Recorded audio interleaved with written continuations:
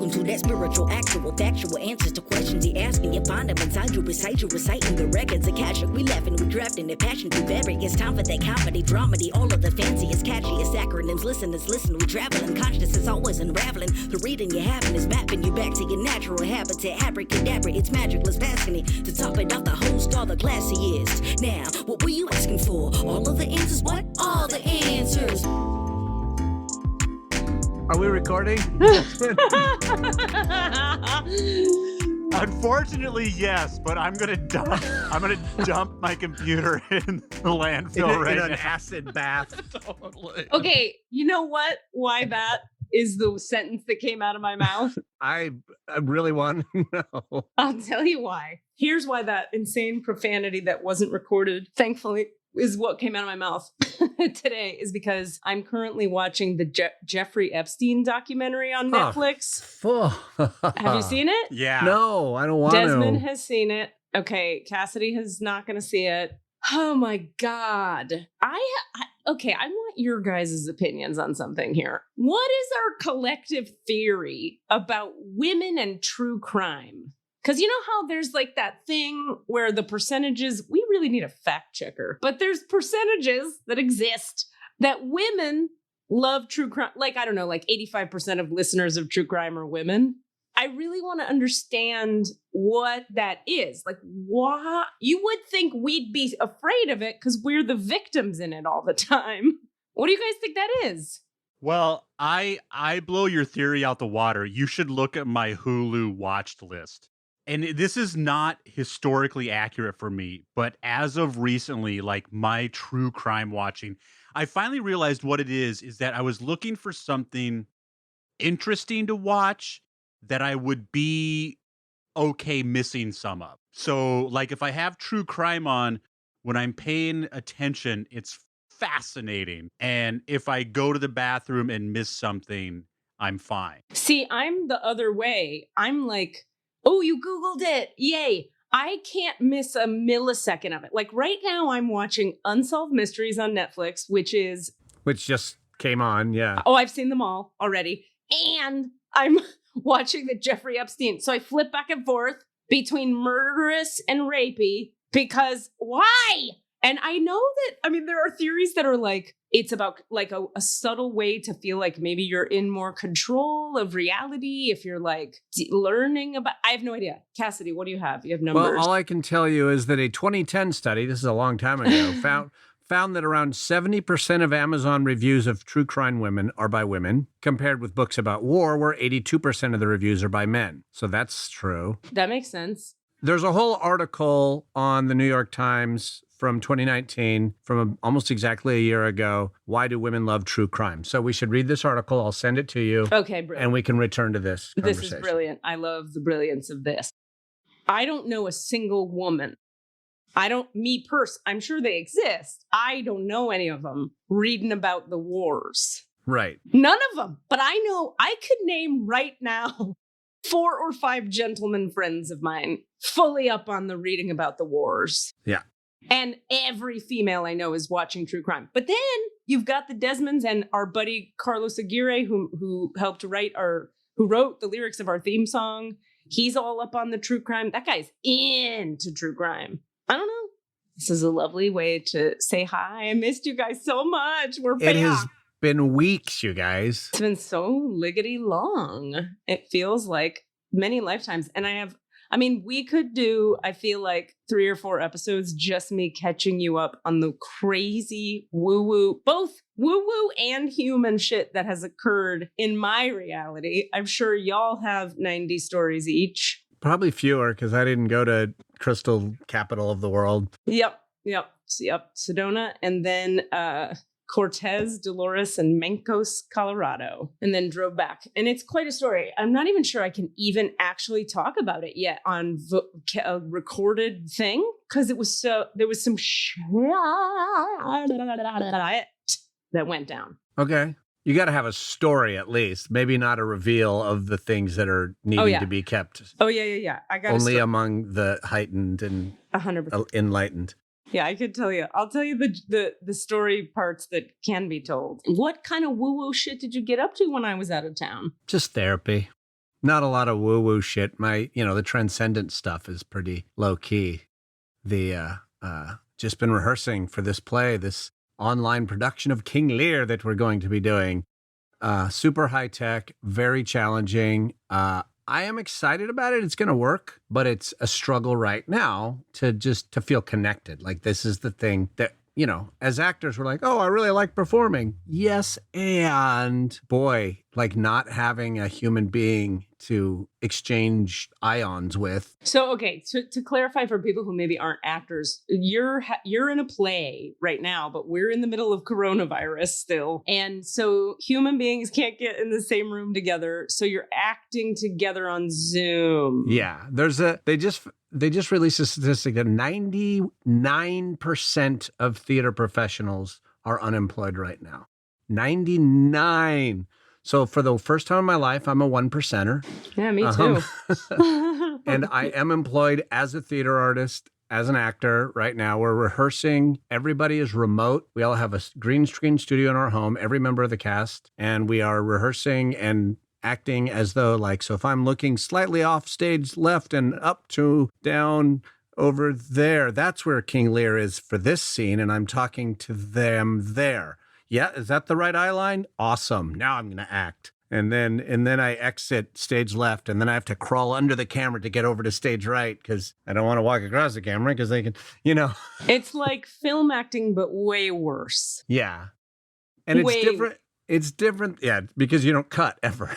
Exactly. I mean, we do have times when we're not, quote, on camera. We're not mixed into the feed. So we can like be in front of our camera and it won't be mixed into the feed. So we're not always live. It's very crazy and high tech. It sounds like a nightmare walking. I would hate every millisecond of that. But how did you know? I want to know. I won't mention the person's name. Yeah. But before we were recording, I said, the people I'm talking to are like, want to kill themselves. And you were like, well, that's because you're probably talking to fill in the blank person. Oh, because this is a friend of mine and we've been sharing our frustrations. Yeah, but how can you assume everyone else on the job also because I know this same person is a friend of yours. Okay, so you took I triangulated. You took an educated guess. Who of our cast is also good friends with Katie that will need to vent because we're all like having a great time and having a hellish time. It's both. Like, so we're gonna vent. Like, my housemates also only hear the like, this thing, I'm so frustrated with this person or this technical problem or this issue. This person told me the only pleasant thing at all about the entire experience is their costume. Yeah, they look good. Yeah. People are going to hear this and deduce who it is, but it's fine. Nobody listens. I'm just kidding. Hey, that's fucked up. Wow. And not true. Not true. Not true at all. Anyway, so yeah, we're doing this play. It's going to be running forever. People can go check it out. It'll be through San Francisco Shakespeare Festival. It's not a bunch of grids. It's not a bunch of people in little tiny squares like a Zoom call. It's actually people acting on a full screen. So that's cool. It's neat. I mean, and for all our complaining about it, the complaining is all the backstage behind the scenes stuff. Right. It has nothing to do with what you guys would see if you watch it. You'd see an excellent production where people bust their asses to make it act. Yeah, that's the thing is we're doing something that's never been done before. So it is a struggle because we, as our awesome director said in an interview, we are flying the ship as we build it. Like we're literally building the ship underneath our feet as it is in the air. Oh, put the propeller on. Wow. That's good. That's a good metaphor. Yeah. That's like improv, right? Yeah, it's totally like improv, only has to be more tightly regimented than any play you've ever done, ultimately. Fun times. Yeah. Suicide and death. So we have an opening in the I'm just kidding, Katie. We don't. No, I would see this hand sanitizer in my hand. I will drink this entire thing before saying yes to that job. Full thing. I'll drink like 9 of these. You'd have to pretty much tie me to a radiator to make me do that. But apparently, I'm quite willing to get in a car and drive for 2 days to Sedona to sit in a room with a woman. This is so on the I can't wait to tell you guys about it, but also I'm a little nervous because it's like imagine who you'd have to be someone I go to see because they're more something. Like, how do you be more woo than me? How? Further into the woo? Is there a further in? Yep. Well, you're nodding, but what I would argue is that there are people more irritatingly into the woo. But you're not going to see them. I'm not going to see those fuckers. I'm going to see only like legit high level healer people. But in order to be that, it's going to be, I shouldn't say that, but chances are good. It's going to be weird, to say the least. So that was true. What happened? Is that a cat? It's a housemate. Oh, they're in your room? And they were coming from the shower. So I decided to close the door Ooh. so that you all didn't get the opportunity. To see the nakedness of Rami? I think everyone should have that option. Anyway, I'm now closed into my closet. Well, it was only the most important sentence I'm going to say tonight. So that's okay. That's no big deal. I actually stopped listening about 15 seconds ago. So I need you to start rewind. All I was saying is that it's as if the 25 years of work I've been doing completed themselves. Wow. Like complete on that 4 days. Like the last nuggets of what I mean by this is that like I've had this awareness since I started doing healing work of darkness I was carrying and trauma and ways that I was separated from source and separated from myself and ways that I wasn't quite able to be fully who I am yet or fully in integrity or just a lot of different stuff. But I have this weird thing about me where I'm aware of all of it as it's ready to come up and go out. Oh, I understand that. Absolutely. That feeling of being aware of things doesn't mean they're going anywhere or that they're gone, but you can look at them at least and you know where they are. And then sometimes you can see them go. Well, my thing is I'm aware of them and I can always see them go and I know what's going to go next and I know what I have to do to get it to go. Like that's what I'm saying is weird, is that I've been actively piece by piece by piece pulling the next thing out and then the next thing out and then the next thing through. Well, I should say the light has been pulling it out, but I'm the one who sits on the couch and goes, okay, today we're working on this thing, right? And they'd be like, yup. Or sometimes they'd be like, no, we're going to work on this other thing. And I'd be like, okay. And then I would watch that very specific thing get like surgically removed by the light. I felt like I have this acting career and I have these teaching jobs and I date people. But really what I'm doing is 2 or 3 hours a day, this. Like that's what I've been doing. My whole adult life is healing this stuff. And I'm telling you, it's done. Oh, so now what? Exactly. I mean, for real. And don't mishear me. There's no part of me saying I am now perfected or I'm some levitating perfect being. I'm saying there's nothing I have to heal in myself that's in the way of me living my dharma or living as myself in service to the light. That's awesome. How does that land for you? Because you seem... No, I was being a little flip. I don't feel doubtful at all. I don't know what the end of your sentence was. What do I seem? I wasn't going to put a word. I was going to let you do it. Yeah, I was acting a little like, oh, really? Earlier, but I actually think that, I mean, what a gift to feel that. And also kind of scary, I think, to me. Like, that sounds both beautiful and like, okay, well, shit. When you take away the struggle, sometimes that's all we got. And then you're like... Okay, now that's it. Because so there was a teacher I worked with for a while in a system that I will never have anything to do with again, because they're not great, but they taught some really great things, like in any kind of anything, there's great things. And then there's sometimes not great things. One of the great things I got from one of these places I've been is they said that oftentimes one of the biggest reasons people don't finish their healing is because of that, because they feel like, who will I be if I don't have stuff to work on? And I think I'll be honest, I think I thought I was exempt from that because I think I thought, no, you don't understand. I am in so much pain all the time. All I want is to not have that. So if I had peace, I would just be a walking gratitude machine. Not so much. I was wrong.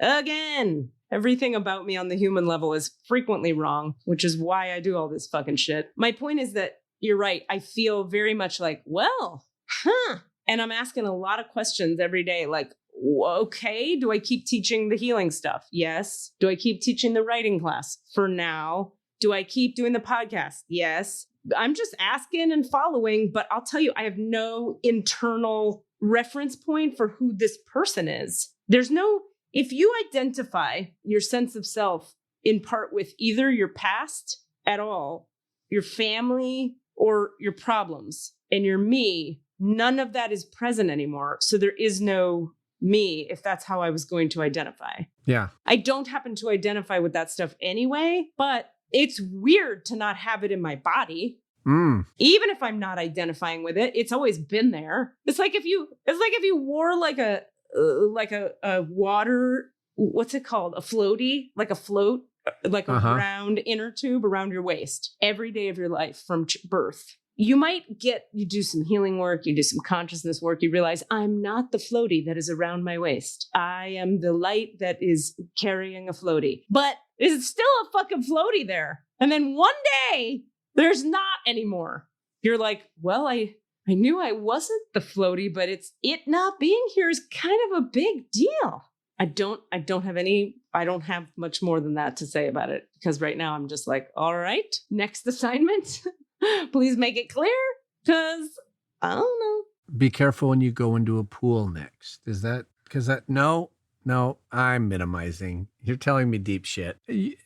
Something just came to mind when you were saying it. Was a conversation I was having with my parents the other day. And my dad once had an English teacher tell him, they broke down the word perfect. You said something about being perfect and being finished and not being, you're not saying now I'm perfect. And there's nothing, No. But that the word perfect sort of in its root means, I think it's like played through, meaning finished. It means complete. And which is why nobody is ever perfect, because that's ridiculous. You're never all the way done. Nobody is ever all the way done. You're not even done. You are now free to pursue your dharma. Well, check this out. Okay, I hear what you're saying. Yeah, 100%. I mean, if I ever, by the way, both of you human beings right here, if I ever say to you that I think I'm perfect now, because knowing me, I would say it out loud. Please just get a man to come to my house with a white jacket and strips and let him put it through the metal loop twice, pull tight, take me away. Because that's when you're really in trouble, is when that's what you fucking think. But get this. So to your point, and kind of bringing it back to this trip, I'm going to say for now, some weird human drama occurred after the whole thing ended that resulted in my having a conversation with my current boyfriend, our lovely friend, Hooray. Oh, he's being named on the air. Hooray, ladies and gentlemen. I love the man. He's a great guy. I touch his penis on the regular. So, what? What are we pointing at? What happened, Desmond? Touch penis. That's the symbol. You're for making it seem like Katie has a penis, like you're touching two penises together. And I don't know that that's not true, because I've not seen Katie's genital package. I did have for the listener, we're referencing that Desmond, our brilliant sound engineer, was making a pointing gesture to his other finger, and it looked like E.T. penises, like E.T. phone home to another penis. I just loved the idea of just like touching a penis, Touching like a foreign penis. object, just like, what is it gonna do? Poke. You know what? If that's what you guys get it down with, that is cool. No judgment. Judgment-free zone. Or what if it's like this? Like you put your full palm on it and you just touch it. Rest your hand on it. that's more of a caress. Yeah. Just touch. No, but you don't drag it. You just touch it. Okay, where were we? Okay. That's the Mac. I got a little bit of, I got the vapors now.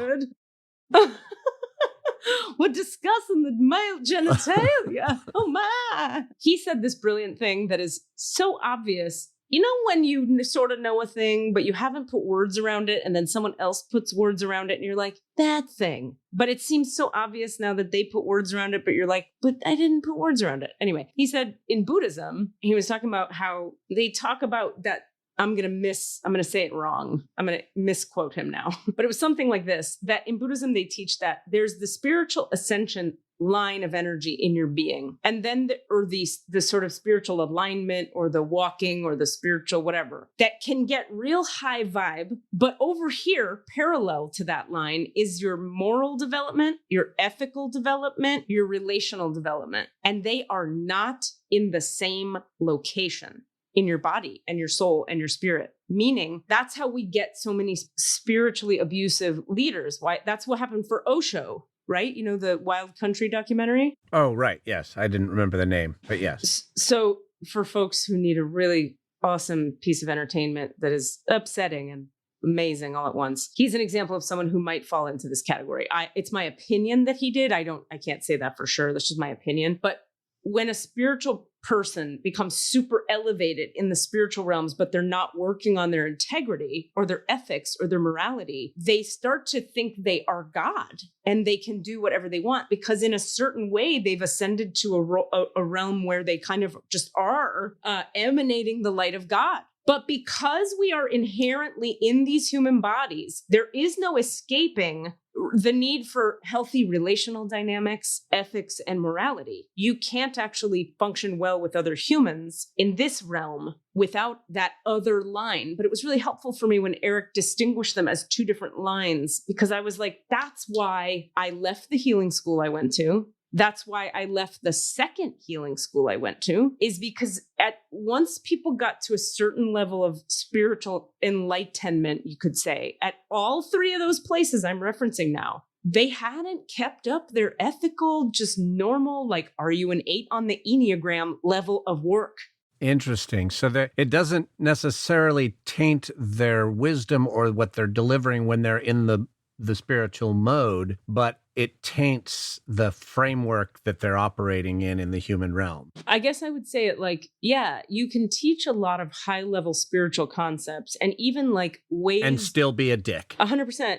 But I was also going to say, you can teach even ways to be living as a spiritually aligned person, which by the way is a very huge topic. There's a lot to that. And still be bad at people and compassion and not being a dick, not arrogance, all of that stuff. It's easy as pie to go to like, well, I'm emanating so much light that I get to decide, you know, God told me to fuck my minions, or God told me to buy Rolls Royces and shoot heroin. That's what happened with Osho. He became a drug addict while he was like super spiritually ascended and was obsessed with wealth, and people would bring him like huge piles of gold and Rolls Royces, and it just got real weird at the end there. So that was a very good thing to see again, that like, I don't know. I think for me, I've just had so many people be shitty at me in the form of trauma inducing stuff that I have no interest in pretending to be anything more than, I just think any pretense is fucked. So I don't. And it's also so transparent to me when people look how special I am because of how elevated I am. It's like, I think you might be missing the point of elevation, which is to contribute and serve. In a weird way, it's like not being aware of your fucking privilege. It's like not wielding your. That's right. Like that is its own mode of privilege, is being, having access to this great, beautiful spiritual road. But if you're then just swinging your dick around or like knocking people over or whatever, not caring about other humans. Yeah. Yeah. It's like you're not wielding your privilege with integrity. Or wielding your gifts with humility. Yeah. Humility and humanity. And humanity. Yeah. Yeah. And listen, I am far from thinking I'm even great at doing anything with humility or humanity. What I know that I'm decent at is checking myself. And what I watch a lot of people not be willing to do once they hit certain levels of spiritual whatever is check themselves, because suddenly in their minds, they're just not human anymore. Right. They're exempt. No need to check. Yeah. And that shit is dangerous. Very. And I like that you brought us back to the privilege conversation, because that is what we're dealing with right in our country right now is. Yeah. And like to be able to use what you have with beauty and joy and deliver and share the gift and deliver it to other people, but also not do additional damage on the sort of more three-dimensional realm while you're doing it. Yeah, man. Yeah. Yeah. I remember, I'll give another example of this to make this more concrete for people. When I went to the first healing school I went to, which by the way, fully changed my life, set me on a spiritual path that's way deeper than I planned to be on, for sure, and healed me of some shit that I don't know. I never would have healed without them. Like they were a huge part of my life and transformation. I'm grateful forever. And There was a day where, I had come from the 12-step recovery system before I went to healing school. And in 12 steps, we have, the fourth step is where you really look very closely at your own sort of moral stuff and ethical stuff and emotional stuff and integrity stuff and lying stuff and what's it called? Power dynamic stuff, all kinds of shit. There was a day that, like, I'll put it like this. The way the human beings in the school I went to were treating the other human beings at the school, including each other, like the faculty to the student dynamic, was so fucked up that I went to one woman who's a big part of the leadership, and I said, there's this thing called a fourth step. I was like a sick, traumatized, eating disordered, recently sober alcoholic. I was like a mess. I was like the last lady you want to listen to in a room, okay? And I went to the spiritual teacher, head of the room, and I said, here's this sheet that they showed me in 12-step. It teaches people how to function well with each other. I kind of think we might need it here at this school. Here you go. And I handed it to her. A few days later, she was like, kind of brushed it off. She was like, oh, all right, sure. Like there's anything I've never looked at, kind of that attitude. A few days later, that sheet that I handed her had been Xeroxed and was given out in a lecture that teacher gave. She said, I've come across some important material and we're going to rebuild the structure of the school around these new awarenesses. This is very important, and gave it to all the students in the class. There were like 30 people in my class, and it was the fucking fourth step that I had given her. She did not acknowledge me. She did not acknowledge that someone else, any other human, had given it to her. She presented it like, this is part of our curriculum. It's new this year. We're integrating this new thing. I came across it. I, the teacher. God, I hate people sometimes. I mean, I was so injured at the time that I was too afraid I didn't say anything to her about it. I felt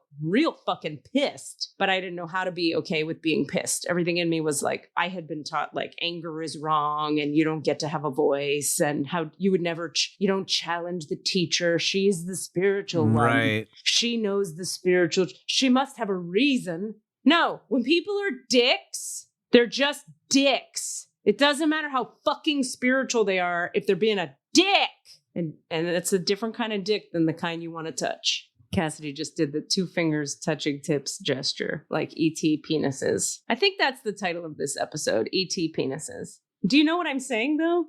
About E.T. penis? No, Oh, God. no, about the lady. No, that's why I interrupted you to say, I really hate people sometimes. Like that kind of thing is so, you're also naming why there's significant distrust, dislike, all the things around religion and or spirituality. Anything structural in which there's power involved or exchange of power in some way, as soon as we hear so many stories about, definitely in the major religions for sure, like insane bad power games and genocides, and like, I don't even want to get into that. Like, but even on the smaller, like the micro level, that's what a lot of cults are. It's like the tipping point between self-help and cult is can be very slow, and it usually has to do with power and like what you're describing is actually kind of a minor version of that, but in a sense, it's the same thing. It's someone placing their own ego in front of the valuable work that they are engaged in. Well, and you know what's fun? Totally. And you know what's funny about it is the more of this fucking work I do, you know who I think this is embarrassing, humbling, and great. And I'm happy to do it. Do you know how the most admirable people to me are on this fucking planet? Is like the guy who blows the fucking leaves outside of my apartment. Do you understand? This guy has a fucking leaf blower, 6 a.m, noon, 3 p.m., whether it's like 700 degrees outside or it's the dead of winter. That guy is nice to me every fucking time we talk. He wants to know how my life is. He's a fucking leaf blowing guy who makes like no dollars at a apartment condo complex where I could just be some bitch in his way if he wanted to have that attitude. This guy is so loving and generous to me. Just normal folks having families and trying to be kind, or people who just organically are like compassionate and loving. That is high level spirituality. Yeah, they're just not framing it in that necessarily in that way, but that kind of goes along with what you were describing, though, that person may or may not have engaged in the spiritual heightening, but their ethical, moral, and relational path is just super high. And you know what I see more than anything is if that line has been worked really strong, you're more likely to like burst yourself into some spiritual awakenings in your heart as a side effect. Yeah. And you're not going to be an arrogant fucking superior down talky dick face if you're working on that line only. I think that's the title of this episode. Superior down talky dick face. What was the other one? I like the other one more. ET penises. ET penis head? Oh, wait, show me. Is that what it was? ET penises. Oh, so what's ironic to me about the whole thing is like, Katie Rubin, this individual manifestation of personality, ego, hair, and a face, I would never have been the leaf blower guy. Like, had I tried working on the ethics and the morals and the things through 12-step. That's what 12-step like started me to learn. I started to learn about that there in my 20s. But there was a stopping point for me. Like, I had to go this other route. I had to. But I see how, because that's just my life path. But other people who aren't, whatever, this is part of my dharma, is like, it had to go this way so I could serve and contribute in this particular way. But my point being, because I was so broken that just being a kind individual was like not a possibility for me. It was not going to work that way for me. Just not going to do it. It wasn't going to work. And I'm just so grateful for the pain in my youth and the pain that took so long to clear, because the pain will humble your ass. If you're willing to admit you have pain in your heart and you're doing spiritual healing work and working as a teacher of spiritual shit, you can't think you're better than people. See what I'm saying? Well, but that also speaks to why there is a certain level of dysfunction within certain of these organizations, because the people who are doing the spiritual work are also pretty traumatically damaged. And so like whatever the spiritual work they've done has healed like a big part of themselves, but there's a big part of themselves that hasn't been healed, that hasn't been addressed, and is going to act out as ego oppression or whatever. Totally. I mean, totally. That's the archetype of the wounded healer, right? That's where it's like, yeah, I don't know. I've been sitting with this a lot lately since this whole thing where I'm going, all right, if I feel sort of like complete with this whole like need to heal stuff, like, I mean, I'll always be opening my records, sitting with God, asking questions, looking at myself, but if I'm feeling this level of kind of peace and ease in my body where I'm like, I don't feel, sometimes like people say like, I've completed my journey and I've completed the karmic cycle of meh. And the way they're talking about it, it doesn't feel grounded. It's that breathy voice again. It's that fucking breathy voice. They're out in space about it and they're like wearing their big chunky crystal. And that means what? I don't know. My point being, I feel pretty fucking integrated. Like I feel grounded. I feel like a person. I have bills to pay. I'm a person. I have a cat and a dog. They both pee. I shit every day. I have a bidet on my toilet because my asshole gets poopy. And I feel pretty fucking high vibe. Okay? Real high vibe. Pretty light. Not carrying a lot of cray, inside, trauma, icky, whatever. Do I actually, the question I've been sitting with, do I want to be actually a part of this particular industry at all? The theater acting one? No. That's no. Like The healing industry. Yeah.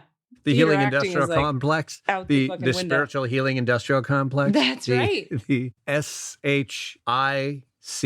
I want to make it a T. The spiritual healing industrial technocracy. Ooh, that's not bad. Theocracy. Templeocracy. Theocracy. The spiritual healing industrial theocracy, I think we go with. That's pretty good.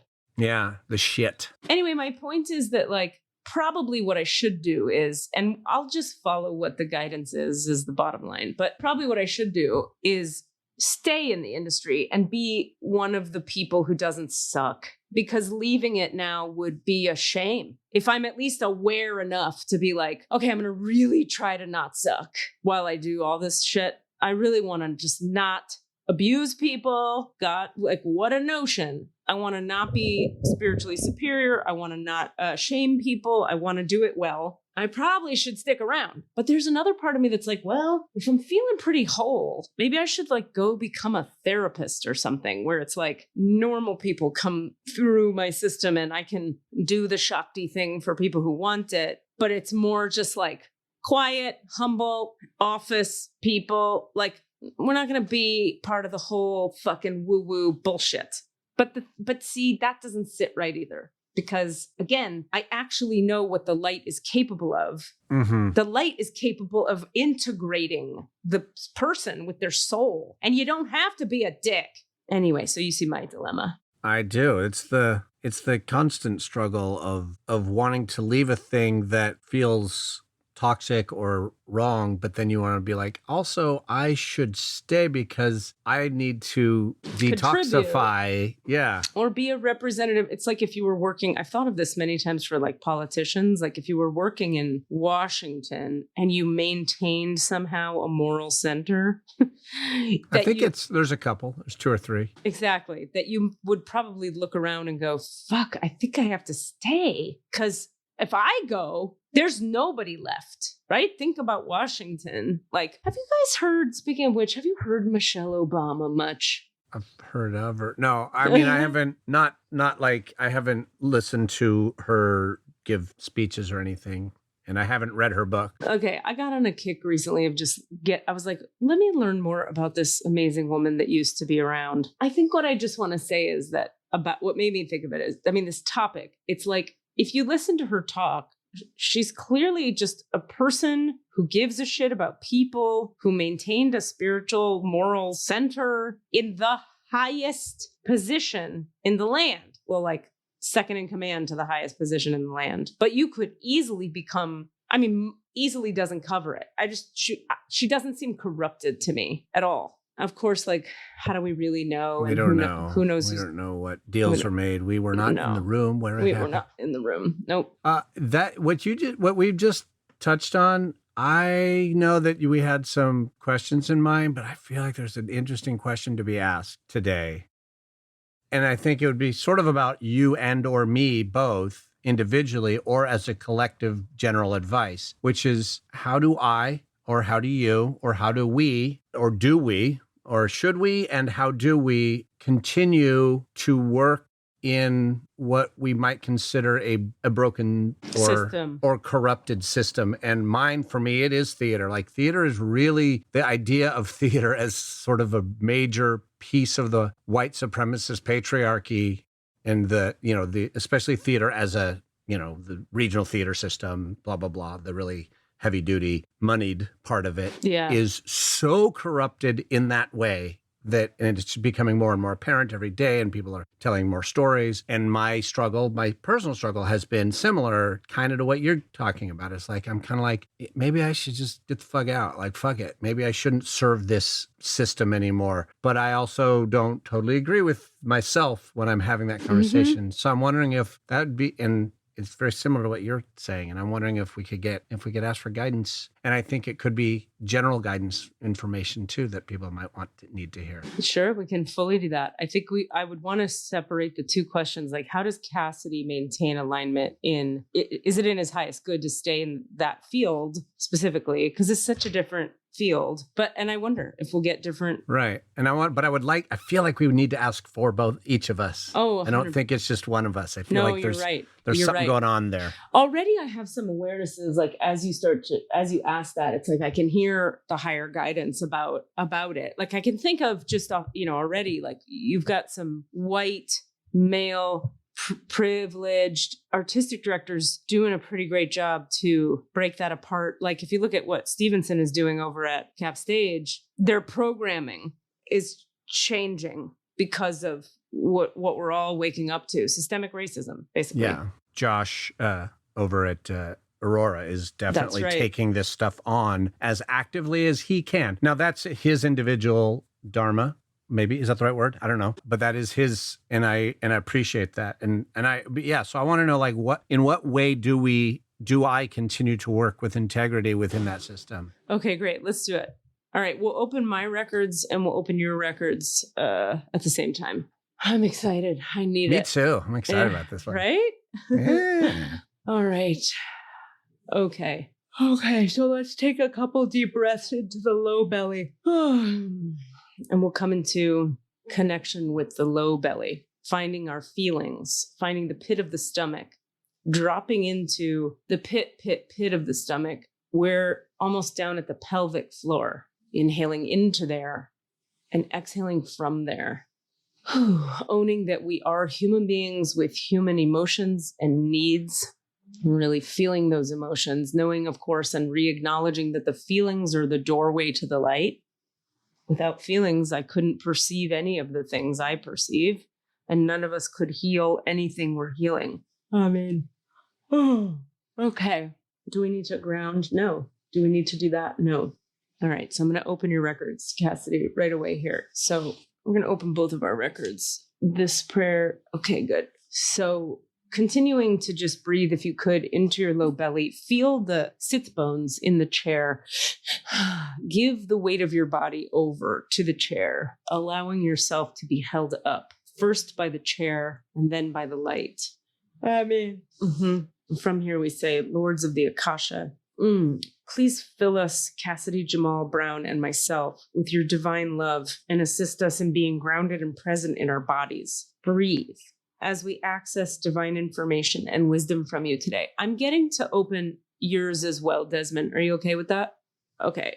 Oh my gosh. Lords of the Akasha. Oh, we're going to move some energy. Please fill all three of us with your divine love and assist us in being grounded and present in our bodies as we access divine information and wisdom from you today. Please expand our state of consciousness, each of us. Desmond, what's your full legal name? Desmond Paul McNeese. Am I saying it correctly? McNeese. Please expand our state of consciousness and move us into alignment with the Akashic realm in a heart-centered state.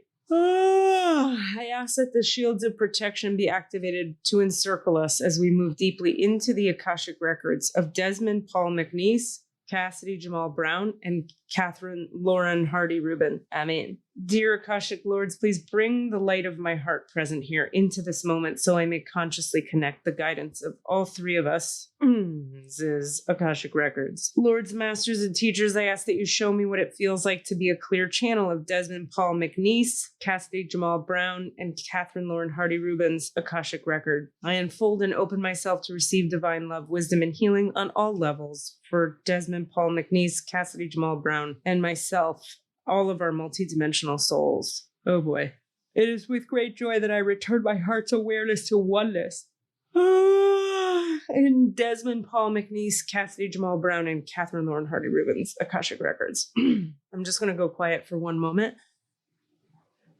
Oh my goodness. Okay. And so we're asking also Lords, Masters, and Teachers to open the Akashic Records of the group of the three of us. Sort of like the individual records are open and our group records are opening. I mean, Okay, so I'm gonna run a little bit of clearing energy on a couple quick things, and then we'll go to our questions. The first is anybody who's smoked any marijuana anytime recently or taken any drugs of any kind, we're gonna just ask that the light clear that out of our energy fields now.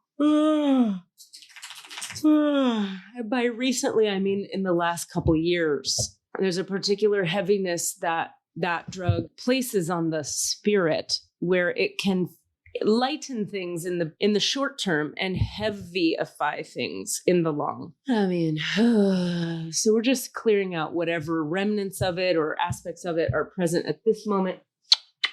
My doggie is sitting on my shoulder because she likes the light. I mean, okay, so any heaviness in any of the three of our bodies that is actually heavy, awareness that we're carrying of heaviness of the earth, something the earth is going through that you are so attuned that you're aware of it, but it shows up as fatigue, anxiety, tiredness, heaviness, depression. We're asking for all that to be lifted right now for the earth.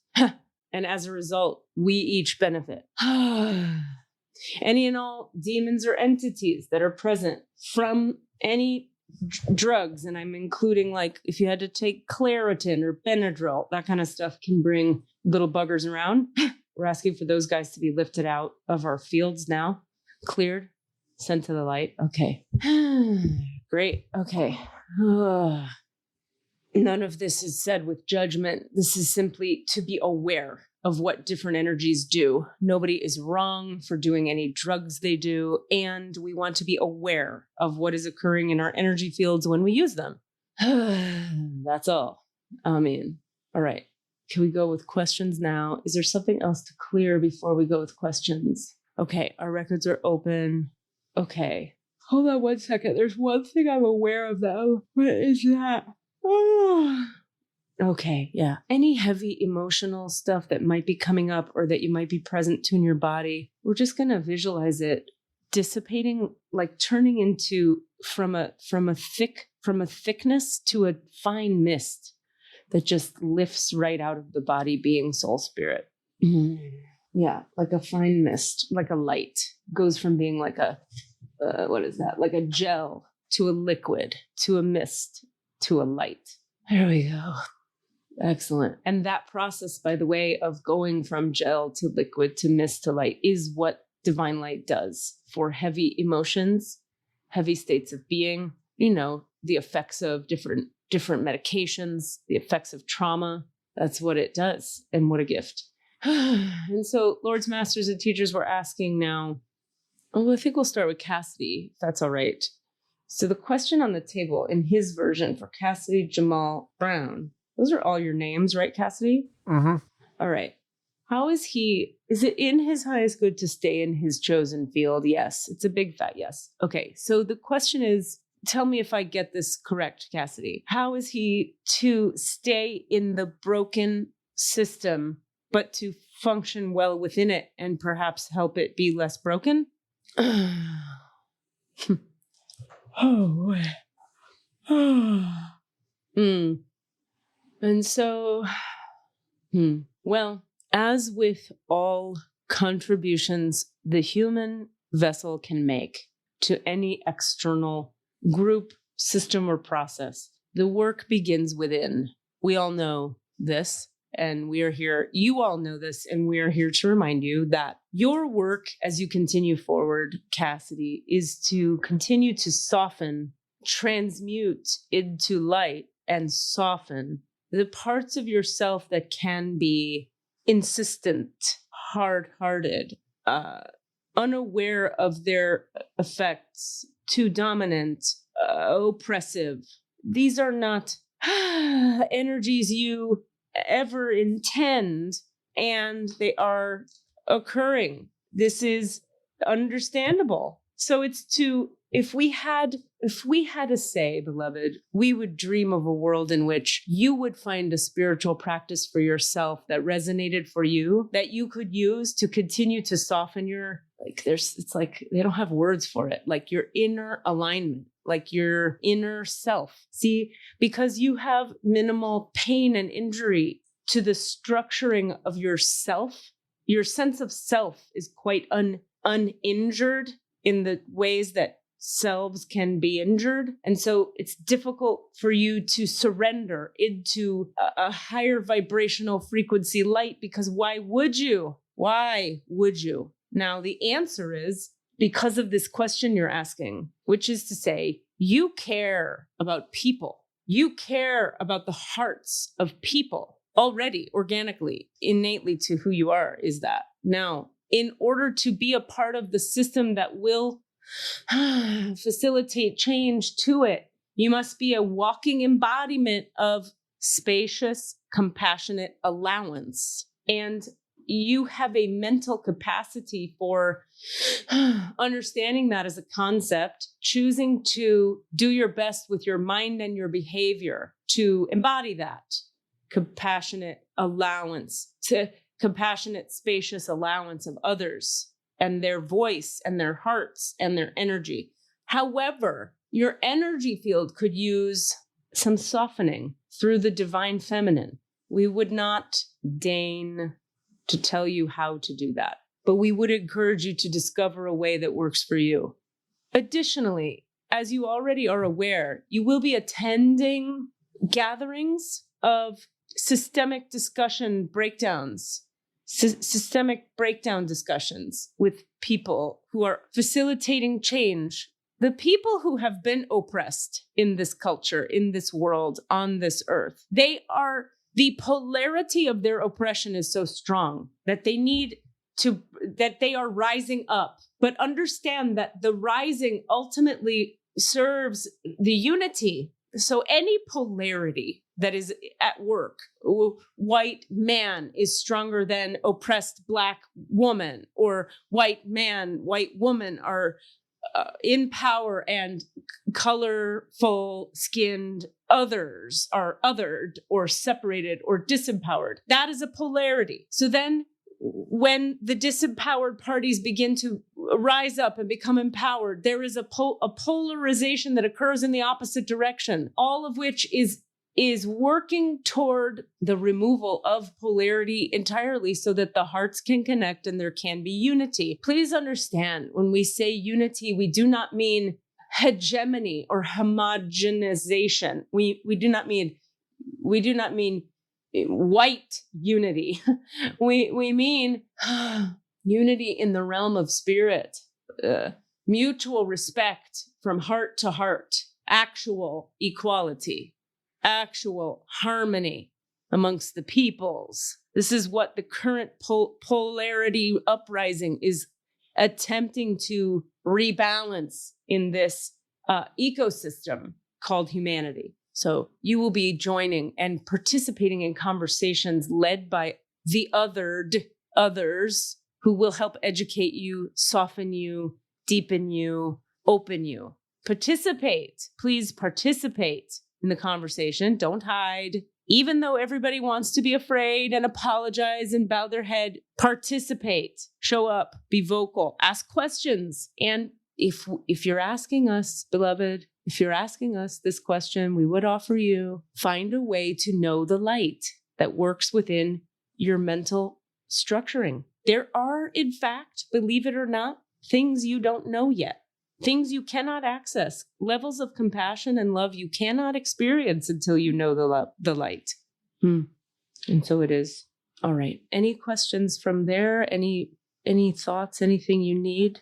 No, I feel like that's pretty. Yeah, that I hear it, and I have stuff to work on and to check in with. I'm just going to ask, is there anything else like with regard to the structural? No. So the inner work is the thing for now. Okay. Once there's a certain softening, a certain integration of the divine feminine into the being and the cells of your muscles and your body and your mind and your memory, a certain flushing of certain patriarchal dynamics that almost like just live in your muscles through no fault of your own, except that you're alive on this planet and a man. Once this has occurred, there will come a time where you will be called upon by the external reality to serve, teach, lead, but not now. In other words, you'll be part of the restructuring of certain structures, actually, in a more practical way, but you'll be called upon. You understand the difference, right? Mm-hmm. Right. I'm not to go, okay, time for me to go change the structure right now. Right, that's right.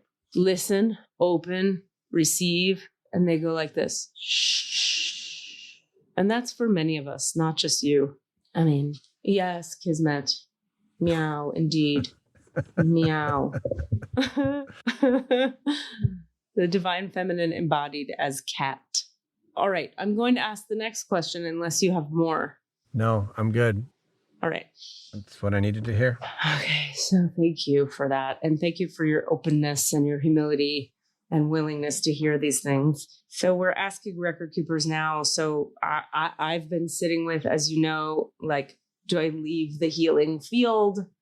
And of course I get a no, even as I say that. The reason being, because it's like, it's so sick and injured, and there's so many people abusing other people with spiritual power. And I there's that tendency I have to reject things rather than find a way to work within them. And they're like, right, beloved. So this is your work, it is easy for you. Most human beings on the planet click. It's like they click in. Most human beings on the planet struggle to walk away. They remain enmeshed at all costs. They would never leave the family structure. They would never stop talking to their mother. They would never quit a job and be an actor. Most human mammals would never do anything like that. Enmeshment to the tribe and the tribal conditioning is primary for most human beings, which is a large part of the problem you're facing as a race at this time. You, however, swing the other direction and polarize yourself in the direction of rejection. You will reject all of it for the sake of autonomy and freedom.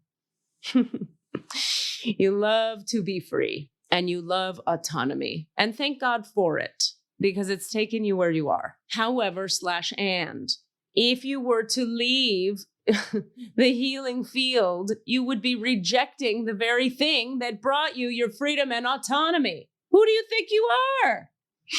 Where are you going? This is charming, beloved. This is charming. We facilitate your awakening, and you desire to reject the entirety of the process of the work. You are the comedian, but this is hilarious.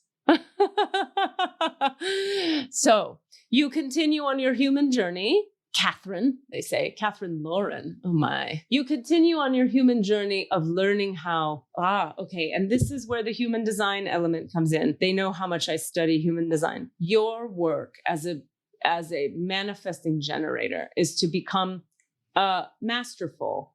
You came into this lifetime remedial at interrelational human dynamics and advanced at spiritual dynamics. Good for you. Now, your work continues on the level of interpersonal human dynamics. If you leave, you're skipping town on the entire process you have left to work on, which is be with people. Facilitate the people, lead the people, but lead them by example. Lead them as the kind of leader you keep complaining we have none of. Who do you think is going to do it? Do you think Martin Luther King, yes, he had his own problems and was a human, but do you think he sat around thinking, well, someone else will take care of these people? For a while he did, we can tell you from this perspective. But one day he woke up to the reality but the time is now and we are the ones we've been waiting for. You preach a good game, Katie. You are so bright. You see the truth. You preach a good game. Now it's time to embody it and live it. You must lead by example. Don't, as you say, be a dick and stick around. That would be integration and that would be maturity, darling. That's what it is to be an adult on planet Earth. Wah, wah. There's more. When you were young, they broke you deeply, and we understand. You have an understandable high level of fear of being obliterated by humanity because they obliterated you. Your sense of self was so damaged, so broken, that you were going to develop one or another fear-based coping strategy. Running, leaving, bailing is a highly successful one in the beginning of the journey for someone who was hurt as deeply as you were. You understand all this, and you understand why running will no longer suffice if you are to live your dharma, which is to carry the light and to teach the teachings of the light and to hold the light for the planet and to be a pole of light for the people and to lead them in the way of the light. And this will hold your feet to the fire. It will mean that you have to continue to learn and grow on your relational dynamic level. That which scares you the most, that the people will obliterate me again. But you know better than anyone that we are here to protect you. You can no longer be obliterated. Amen. And so it is. So it is that the smackdown has been delivered unto myself. Today they sound like Katharine Hepburn. I feel that way, but it's so correct. It's so dramatic, isn't it? Catherine, Lauren, you must know. I love it. I'm really happy. Desmond, do you have any questions on this topic or on any topic? Because we're here, we may as well Yeah, probably getting off topic a little bit because I don't have a question, and in my not having a question, therein lies the question. Whoa. Your audio is kind of low right sorry, now. that's right. I'm talking to you into That's this right. microphone. I'm just very curious what my big problem is. Huh. And I realize that I'm opening myself up to be wounded on air, but I've got a lot of, things have gone downhill for me pretty quickly. Okay.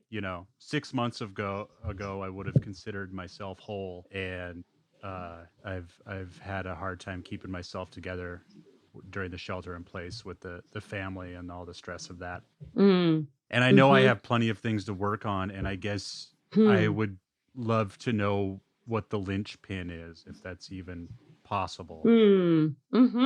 Sure. All right. Well, first of all, thank you for the vulnerability of the question and your transparency and your authenticity. It's beautiful. And, immediately I hear them, look, it's going to be Katharine Hepburn. Just get on board. It's like anything we would bring to you that might cause temporary discomfort would simply be the discomfort of the release of the pain you're carrying from whatever the linchpin may be. In other words, we would not harm you on air. We might say things that contribute to growth patterns that are necessary, that might humble you, but we would never provide harm. Does that make sense? Absolutely. Okay. Hallelujah. Namaste. Thank you. And so the linchpin. So Record Keeper is just here as me, Katie. We're asking, he's looking for what is at the heart of the challenges he's experiencing. I'm going to let this trickle in a little bit because that's how it's coming in. So Desmond Paul McNeese, he's asking, what is the big problem here? All right. First of all, how would you, when you say things have gone downhill pretty fast, what do you mean exactly? Or that you're willing to share? What do you mean that you can share? Probably self-care at the top, and that has trickled out. Not caring for myself has given me less respect for myself, which tends to kind of bleed out into frustration with other, eventually pushing that frustration. And what would self-care look like? Rest, exercise, not smoking. Smoking, tobacco, weed, both? Tobacco. I've been drug and alcohol free for 2 years, and amazingly, I've managed to continue that over the last 6 months, which is a partial victory considering what's been going on, which is why I've allowed some other things to slip. Yeah, it's a big victory. I've just been really, really frustrated with others around me, and I know that starts with me. What are you... I know this gets dicey, but what are you frustrated with externally? Just the consistent repetition of being sheltered in place. We got a 5-year-old, a 15-year-old, and there is some obvious challenges going on with that, and being their teacher, their principal, and their parent. Okay. All right. Here's the main thing. Well, there's a few pieces. Thank you for that information. Number one, people pleasing. Putting the need for other people to be comfortable, happy, and comfortable above your own self-care, as you said, will always create resentment, period. Always. For every human, not just you. It doesn't work. It's in a failed equation. Number two, there is a kind of, and so to continue on that point, there's a little bit of part of what is dying through you, beloved, they say. This period of time in history is, for human beings, is a death rebirth, 100% for everyone. What is dying through you is the need to be something for them, whoever they is. What is dying through you is an identification with, being the good guy, giving yourself away for the sake of others. The first step towards something like this dying is you have to get very angry at the people. What usually happens is this: the human being gets angry at the people to whom the human being is giving himself away. Because fuck you, where's me? The thing is, though, that you're the one giving you away. Now, we recognize and would never suggest anything other than the difficulty of your situation at present is quite real. The external difficulties are real. None of this is to minimize that. And you won't save the people on the airplane if you don't put your mask on. And the thing is, you think that the amount of masking you need is too much. So God forbid you take it, because they need fill in the blank. You need a lot more oxygen than you're giving yourself. A lot more. Because you know why? You are a good guy and you do have a big heart. But a big-hearted good guy is also a sensitive nervous system. Your nervous system is much more sensitive than sometimes you let on, because if you were to admit how sensitive you were, you'd have to give up identification with always taking care of everyone else first. There's an egoic payoff to martyring yourself. We know you would never consciously martyr yourself. It's not your bag. You're not about it in your mind. And yet this is what is playing out through you, through no fault of your own. But as the saying goes, it is not your fault that this dynamic is playing out, but it is your responsibility to change it. And so the homework, beloved, is number one, ground yourself in your actual emotional truth in the moment. This is a big piece of what's happening to mankind, the men on the planet right now. Is they are being deepened if they're willing and if they're as awake and sensitive as you. They are being pulled into their depths. You will face your feelings now or you will perish, period, as a race. And so step number one, feel your feelings in every moment. Never make them wrong. Never judge them. Always take care of them. There is an infant baby in your house and he lives inside of your body. You are trying to save a bunch of drowning teenagers when there's a little baby who's choking to death in your arms. It's that real. So would you put an oxygen mask that was flowing tobacco smoke into a baby's face? Of course not. What you would do with a baby is you would say, "Oh, honey, what's wrong? Tell daddy. How do you feel? Oh, you're hungry? Oh, I love you. Here, let's give you some food." Is that better? Do you notice how the way we're speaking now, we are tending to the baby in every millimoment. The baby is being tended to in every millimoment. And there is no moment where we are shaming the baby for being a baby and or for having needs. Now you might say to the baby in any given moment, "What do you need?" And the baby might say, 3 days alone.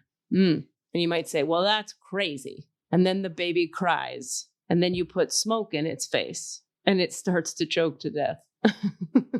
You would never treat a baby this way. You're too kind. And so this is the walking, as we say, for the empath man, how to care as much as you do and survive this reality. And the answer is you must take care of the baby. Babies, as you know, are babies for like a long time. And they cry every day. And they need food all the time. And they need naps all the time. You cannot fault your inner child for needing what it needs, period. Yes, you will be challenged to the core, beloved, in the coming days where you will believe you are a bad man for taking care of the baby first. Keep going. When you feel you're a bad man for taking care of the baby and not feeding her smoke, we say her because it's a feminine quality within you that needs this love. When you think you are a bad man for tending to the infant who needs the love, tell yourself the following. This guilt I'm experiencing is a withdrawal symptom from codependency. I am in withdrawal from my codependent enmeshment with the attachment to my old notions of self. Withdrawal is good. Withdrawal means you're getting the toxins out. Does this make sense?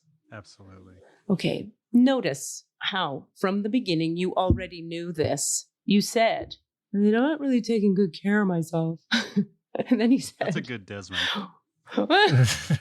And then you said, "What's the linchpin?" Now, here's where there's a little bit more info for you. Some of this comes from a kind of break in your third chakra sense of self system.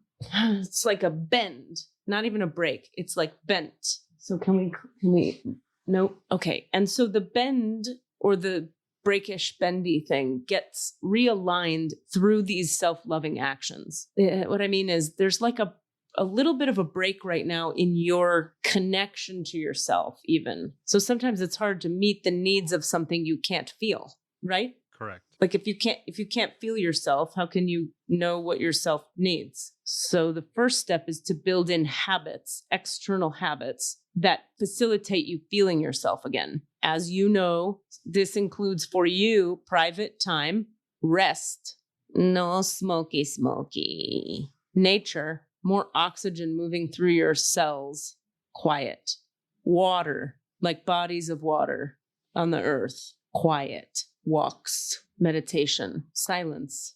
You're like a pine tree. Pine tree think about what a pine tree does. It's rooted into the earth and then it sucks up oxygen and sends out CO, whatever the hell they do. Oxygen comes in, CO2 goes out. Is that how it works? Something like that. C2, whatever that is.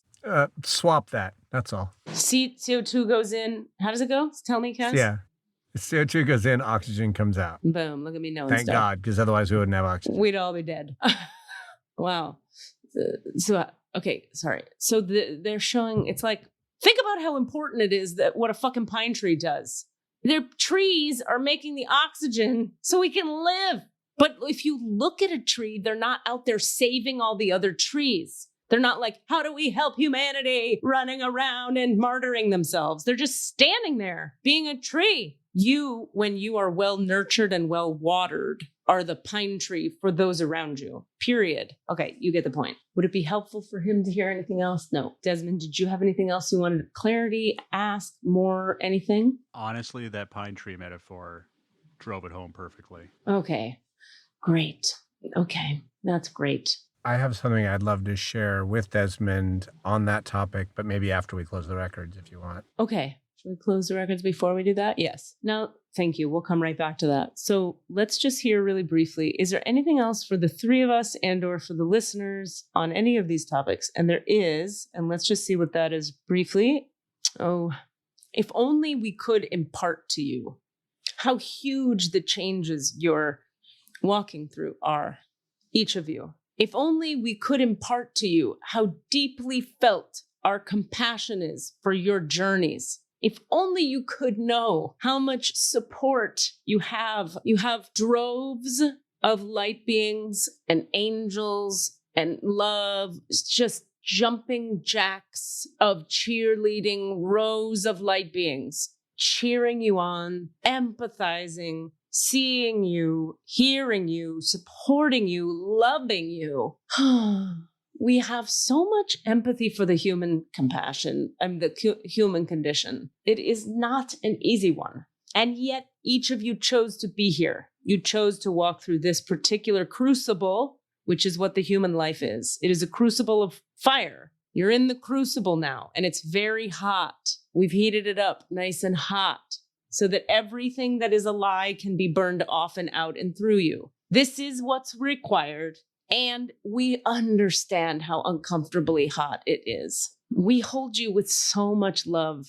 So many of you will never know. And all we can do is continue to whisper in your ear. Take more breaks. Be softer. Stick around. Show up. You got this. It's okay. We have your back. You're not crazy. Do that thing you think you know you need to do, but think you might be crazy if you did it. That's us talking to you. Always, all of you. And we will continue to whisper. And we are so sorry that we seem so far away and hard to reach so much of the time. If we could arrange reality differently, we would.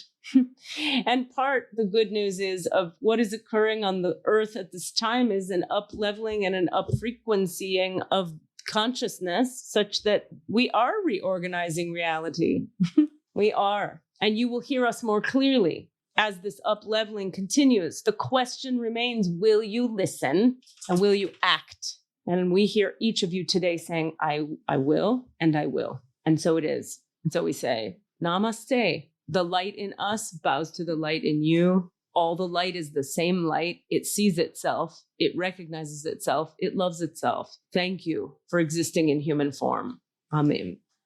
So thank you so much, record keepers, God, the divine light, everything, everyone. I'm asking now that we just thank you for this healing and this light and this awareness and these teachings so much, Katharine Hepburn or not. And I ask that you return us each now to our complete human wholeness. that you return Cassidy completely to himself, and that you return Desmond's energy completely to himself and my energy completely to myself. The divine portal and the Akashic records for Desmond Paul McNeese, Cassidy Jamal Brown, Catherine Lauren Hardy Rubin are now closed. Amen.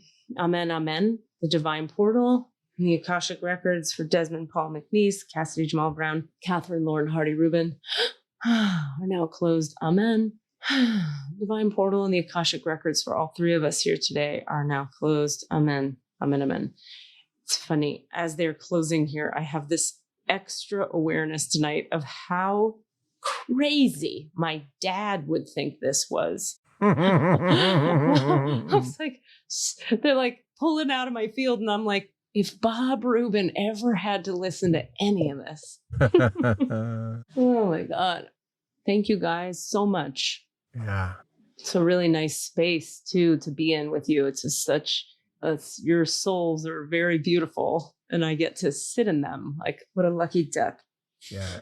It is such a struggle not being able to like sit with these people that I love and want to just be like, hey, what's up? Like, whether it's, just watch a movie or just be with, but just like share, I was, jokingly calling it exchanging ions, but just like the struggle of not actually connecting with you guys. It's hard. It's hard. It's wonderful to do this. I've missed it, but it's hard to not actually just be in the presence of, because physical proximity has a thing. It has its own thing. I so hear you. I had Eric was here last night with a female friend of mine, and there were three of us in a room.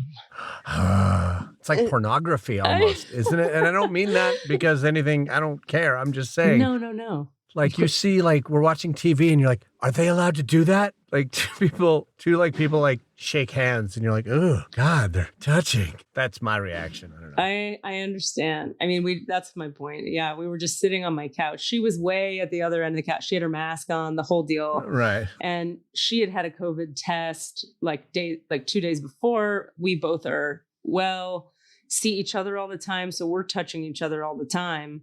We've heard. But we stayed away from her. We did everything well, but it was like we all just kept being like, hey guys, this is nice. Yeah, it's pretty nice. I've done a couple of socially distanced just hangouts just in a backyard or something, and it actually I was like, oh my heart, I love you. It's so makes good. me like love my like casual friends deeply. Like, oh, I actually love you. But before I forget, I wanted to share with Desmond something. Is that okay? Yes. I recently was having a really similar sort of micro version of what, like when you just said, I'm getting really frustrated with people. Like I had a few days where I was like, I want like everybody, and I had to sort of announce it to my housemates. It's like, I have no patience. I'm going to get very frustrated, and I have it was good to just say it. Yeah. To say like, I have no patience right now, and it's, whether it's at you or not, it doesn't matter. Like I have no filter between, but it has been revolutionary for me to, and I think this actually came up before the frustration thing, but I was having like really hard time just regulating my emotions. And it's because I wasn't feeling them. It's this thing that we've said 100 times. The record keepers have told us 1,000,000 times. You've said it to me personally 1,000 times. My therapist has said it 5,000 times. Yeah.